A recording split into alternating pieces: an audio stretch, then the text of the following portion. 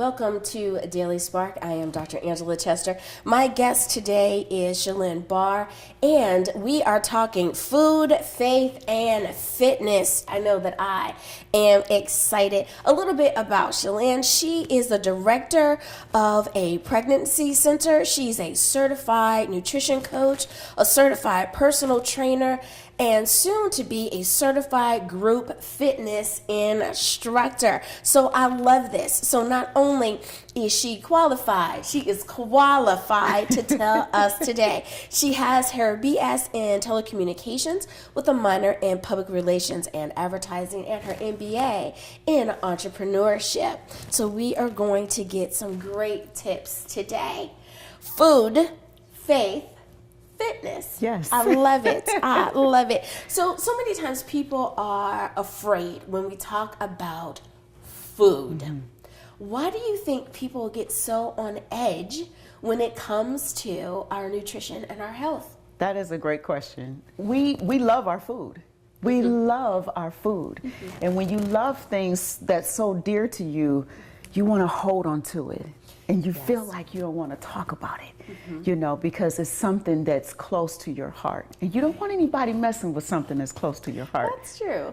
That's true. That's true. I love that example. That's right. The folks will say you can take anything away, but don't take away my fries or my burgers or whatever it is. Absolutely. Right? Yes. I love that. So when we talk about fitness. Some people have a certain understanding of what fitness is or what it isn't. Help us all get on the same playing field. What is fitness? Or you can answer it the other way. What isn't fitness? Oh, that is great. Society now makes us feel as if fitness is a size 0. Fitness is, denying yourself so that you can just slide into those skinny jeans. That's not what fitness is. Fitness is having a healthy level of good health. I love to say consistent, healthy living. That's fitness. And nutrition is not denying yourself from that wonderful piece of sweet potato pie. Right. It's just not eating it every day. Right. I'm so glad there's someone saying, oh, thank God that she said that. Yes, it's about that little slice of pie, not eating the whole pie. Not the whole pie, right. Not the whole pie. Now, food, faith, fitness. How does faith fit into all of this? Well, Dr. Angela, I am a woman of faith, and coming from just a background of having to depend on the Lord for so many things, I needed the Lord's help in this same area, and I had to just make a decision as to how did I want to move forward with my level of nutrition. And I found that there were things that were just out of place. And so just living my life according to faith, I had to actually give things over to the Lord and say, Lord, I need help. I need help. And when you give things over to the Lord, He hears you. So true. So true. So that's how my faith came into play. And I'm glad that you mentioned that it's okay to say, hey, God, I'm having a problem. Absolutely. With passing over the chips. Or I'm having a problem with drinking too much soda or whatever it is. Yes. And I need your assistance.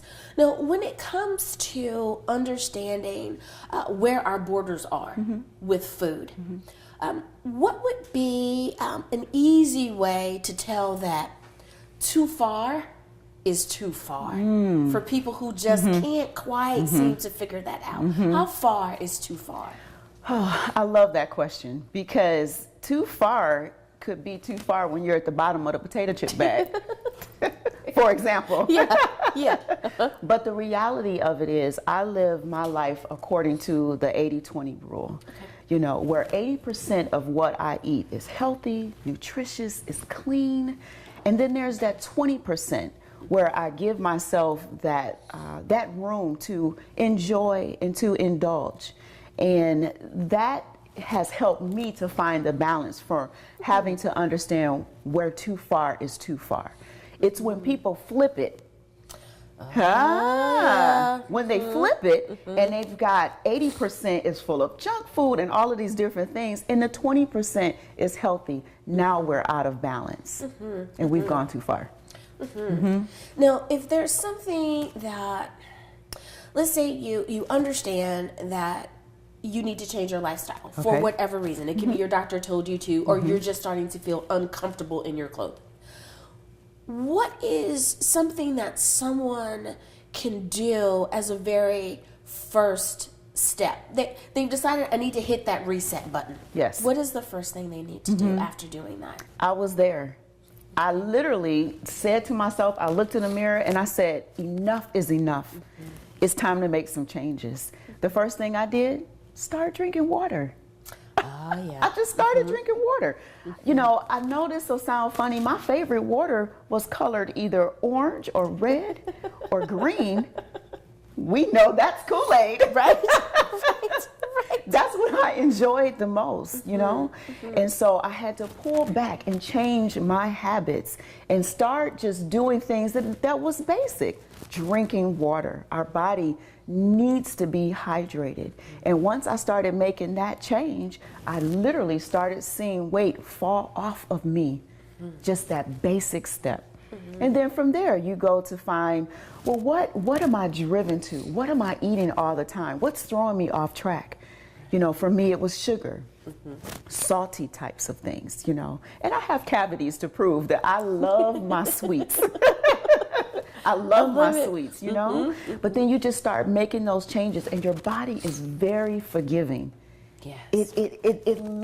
It gravitates towards those changes, and it will start working with you once you start working with it. I love that.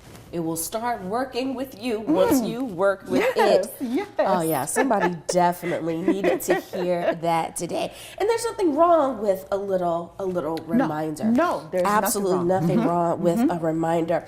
Well, I love how you just said that we need to start drinking more water. And I think that more people are forgetting that we need to drink more water. More water. Would you suggest that people do the 8 glasses a day, or to drink that gallon of water? I love that question, because every doctor in America, and I love doctors, I love my doctor, will tell you, you need to drink 8 glasses of water a day. But I found from going to nutritional school and just learning all these different things that there's a little twist to that. What we need to be doing is every day, you need to drink half of your body weight in ounces. So yes, isn't this like mind blown? Like, wait, what? So if I'm working with a client that's 140 pounds, then they need to be drinking about 70 ounces of water every day. And then there's some variance, just a little bit more that can change. So if you're working out, then you need a little bit more, those type of things. If you're on medication, then you need more water. And so that's your rule of thumb when it comes to how much water you technically should be drinking. I love it. I love it. I know you guys are sitting there shaking your heads going, boom. I had no idea. I love it. I love it. Warriors, we need to go to commercial, but don't worry, we're going to keep up this great conversation when we get back. We'll be back in a moment.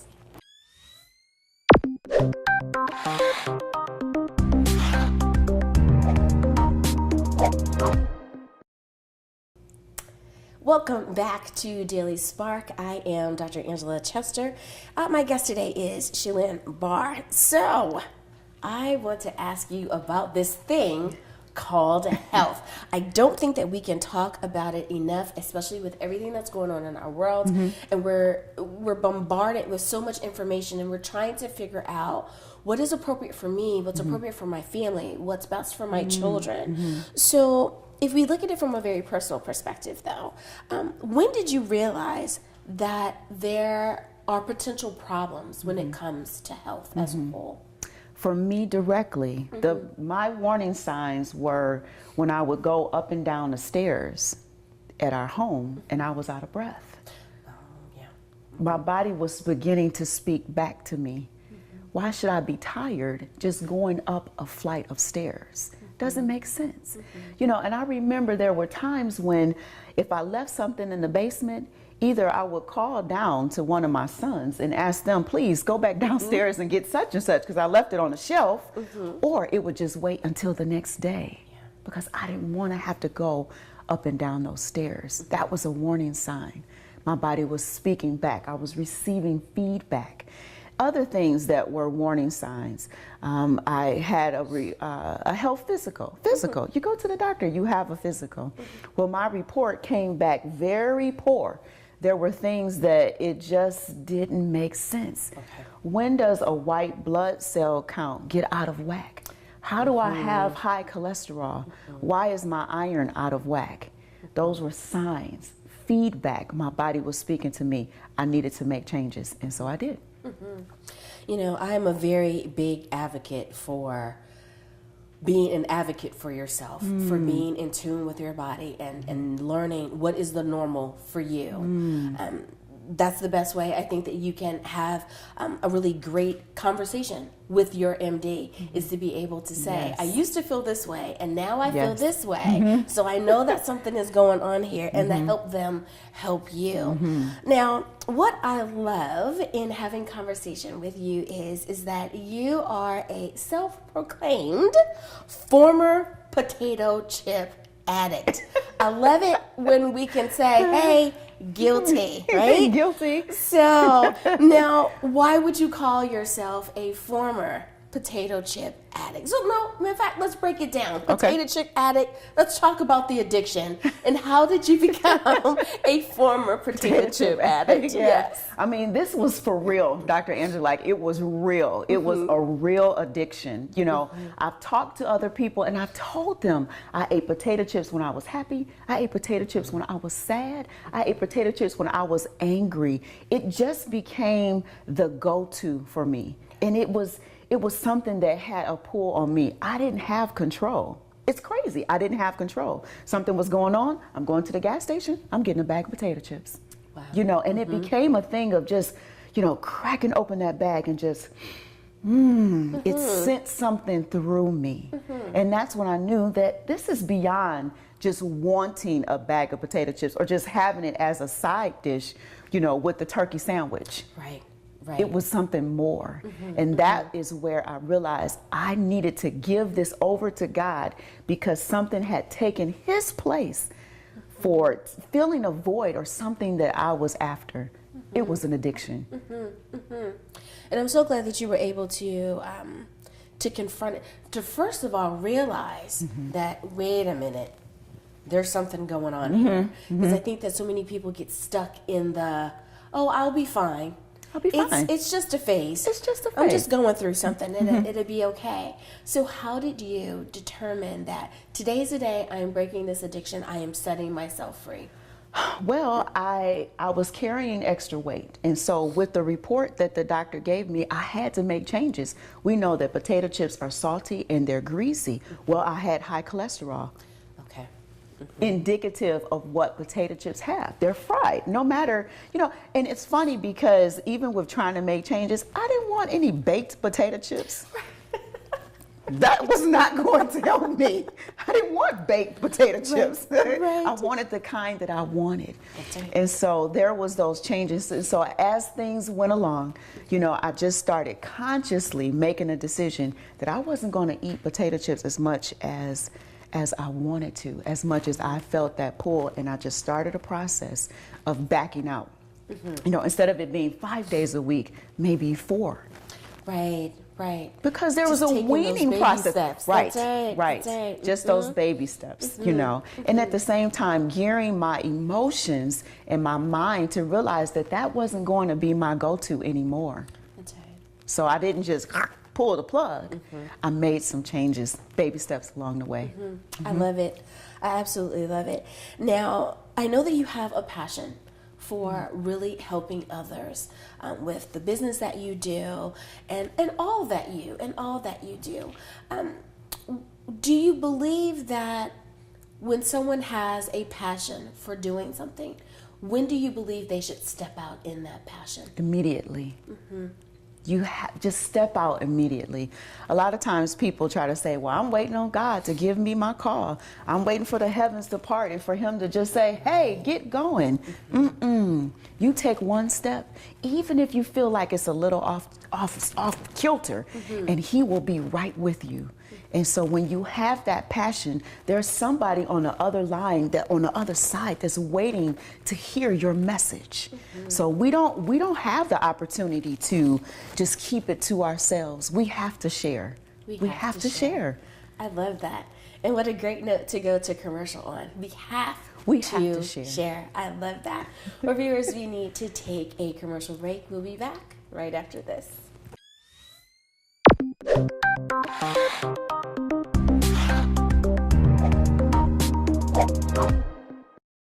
I heard you have a new book. I do. I'm so excited. Tell me a little bit about it.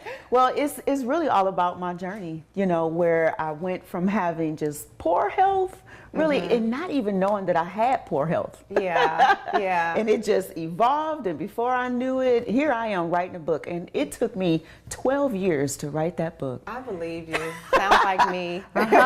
Did you feel like no one would want to hear your story? I just felt like, who is going to, matter of fact, who told me to write this book in the first place? Right. Why am I doing this? I understand. But, after a while, I realized that things were definitely falling into its prospective places. So and what's your book about again? My book is about mother and daughter relationships. My daughter is an educator. I was a teen mom, but I managed to just go ahead and get rid of all of the stereotypes by the grace of God. I was with about his to say, help. Yes. All glory belongs to him. Yes. She became the first college graduate from our family I out of love 15 people. Right here. Yeah, she graduated cum laude from Howard University, and now wow. she's a teacher. And our relationship was so amazing, and everybody was saying, you got to put this in a book. You have to help other mothers and daughters. So, I love it. Yeah, there's so many stereotypes that's out there. Yeah, and it sounds like you broke all of them. Oh, bless you. And guess what? The stereotype of small women or small people being zeros and twos,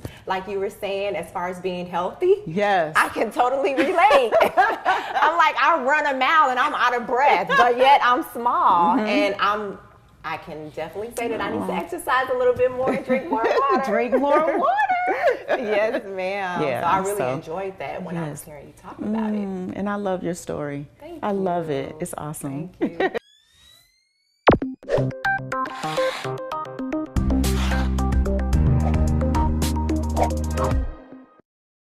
And we are back. Hi, thanks for joining me for Daily Spark. I'm Dr. Angela Chester, and my guest is Shalynne Barr. Thank you so much for being on the program today. Now, we're talking faith, we're talking food, we are talking fitness, things that people like to talk about, but don't want to talk about all at the same time, right? Because it's like, hey, if we're going to go somewhere to eat, I'm game. But if you're telling me about that dirty word called diet, I don't want to talk about that. But I love how you have been able to bring a sense of balance to all of those things and to kind of do a mindset change or a mind shift, if you will, in how we view those things. So what would you say is one of or some of the greatest hindrances that people have when it comes to determining that you're going to live a healthy lifestyle? The greatest hindrance that I find is the financial commitment that people have to make when it comes to bringing someone as myself in, as a nutritional coach and a fitness coach. A lot of times, a personal trainer even, if you will, people are very hesitant to say, well, why do I need to pay you? I can get on Google, I can get on Pinterest, I can find plans, and I can find what I need to take care of my own health. And there is a mindset that goes into, hiring someone, and I find though, that I am in my line of work to help people. So my prices are always something that's very fair because I'm always chasing what's that return in investment. You know, what are people going to receive out of spending time with me and out of working with me? But it's really getting people past that hurdle of, I'm going to pay her money for this. And there's, you know, and that's the thing. That's the thing. And so I always think about how when we are in restaurants, or let's just say in car dealerships, and there's that vendor machine, and you're sitting there and you're waiting for your car to get fixed, you will find $5 in that purse. You will look in the cushions of the couch at the dealership. You will find that change. Before you know it, you're at the vending machine and you're pumping $5 into that. Now stick with me for a second, because if you think about it, what is the return of investment of spending that $5 in the vending machine? You're going to get a bunch of calories. You're going to get empty calories that are going to turn from glucose into fat. And I always tell people, if you take that $5, the $5 that you have worked for all week, and put that towards something that's going to help you, oh, the return is amazing. The return is amazing. I like how you use the word, we have to learn how to invest in ourselves. And I think that people don't use the word self-investment quite enough. They don't understand how investing in self is as important in investing in the stock market or any of the other things that we would want to invest in. So if someone says, hey, I like this concept, I like that word that you threw out there at me, what would be some things that someone could do initially? I'm new at this, never heard that phrase before, I like what you're saying. How do I get started on this self-investment thing? Best place to start is, first of all, making conscious decisions that you're ready to make a change. It's stopping to say, as you mentioned earlier, I need to make changes. There's things about me that needs to change. And so you make that first step. You have to start there, because once you align your brain with what the intended purpose is, things definitely change. And so you make that first step right there, and then you seek out the best personal trainer, nutritional coach that will fit you. You know, there's personalities, there's all these different types of things that come into play, and so you have to know what works best for you. You know, some people that I come across love that command style. They love for people to say, get down and give me 20, you know, and then there's other people that are looking for a soft, more passionate voice. That all feeds into your path, you know, so those are things that we have to do. I like that answer. That's true. I don't need the gunny. You know, I don't need Don't that. yell at me, please. I don't need that. You know, but that occasional, come on, give me two more. You're like, okay, let's do two more. Yes. Now, you mentioned a very important thing, and that is that there are different styles, that there are different ways of doing it. What are 2 or 3 things that someone who is deciding that, hey, I'm going to take this to the next level, I'm going to get a coach. What are 2 things that you really need to look for when you're making the decision to invest in a coach? That's a good question, because there are 2 main things that you really want to look for. You want to look for someone who has your best interests at heart. Someone that's interested in who you are as a person and who wants to help shape your healthy outlook to the best of what fits you. Remember, I'm just not an advocate of size 0, size 2, all of that type of thing. No. We're looking for healthy, we're looking for balance, okay? The other thing too is that we are looking, you know, you should be looking for someone who is going to be a partner for you. Just a partner, you know.